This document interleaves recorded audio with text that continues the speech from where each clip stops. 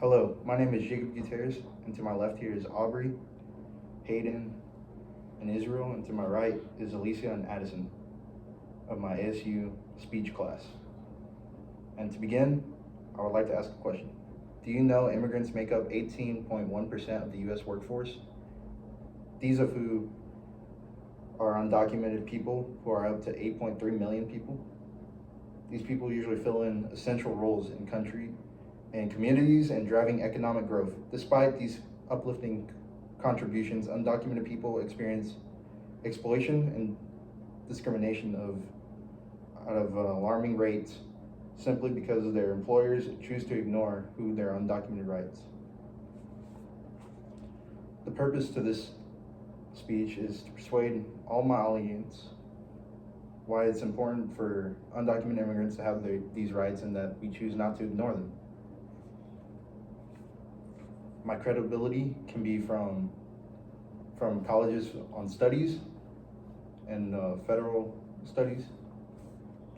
And my 4 points can go up from workplace discrimination, unique mental health issues, a striking fear of seeking medical care, and citizens often portraying undocumented people as undeserving. And to start, the most important, my first one, the workplace discrimination. Discrimination in a work environment can lead to overworking workers and along with high amounts of stress. This often happens due to how employers often taking advantage of those who are undocumented simply because they work under the table, which means they are most likely paid below minimum wage. For example, in the study found at the University of Chicago on 2017 is about a Mexican immigrant farm workers in the Midwest determined that the high levels of stress contributing to higher levels of anxiety and depression were because of rigid work demands and physical labors that were extremely difficult. And employers who often exploited them. Not to mention those workers who are receiving far less than minimum wage pay, up to 37% less than minimum wage.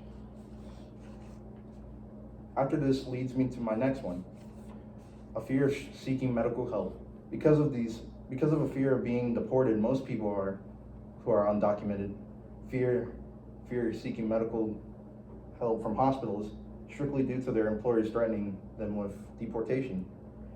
Now, not to mention hospital staff choosing to report patients who are not legal citizens and their medical problems, which can lead to those who are undocumented to seek people who are willing to work on them, often paramedics or other unlicensed medical. With this fear, mental health issues continue to rise, such as depression and anxiety. The anxiety and depression often comes from their less pay, few breaks, and even less water due to their hard hours at working physical jobs. My fourth, which is citizens portraying undocumented immigrants as undeserving, is many who find these immigrants as undeserving of healthcare can due to citizens basing their own beliefs of people who are illegally in the United States, seeing them as undeserving of resources like not paying for their own medicine and draining citizens' taxes to overcome this.